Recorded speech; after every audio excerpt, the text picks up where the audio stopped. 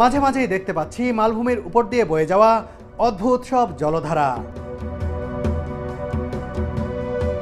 এখানে খেয়াল করুন, দৃষ্টি যত দূর যায় তত দূর পর্যন্ত সমতল ভূমি।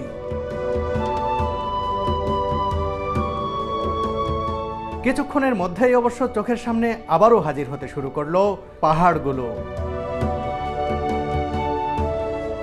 বন্ধুরা দেখুন কি সুবিশাল পাহাড়, কখনো সুবিশাল পাহাড়, কখনো লেক, কখনো পাহাড়ের নিচের যে সমতল ভূমি অর্থাৎ উপত্যকা, এবং উপত্যকায় ভেড়ার পাল অথবা ইয়াক চড়ে বেড়াচ্ছে। এইসব দৃশ্য দেখতেই আছি।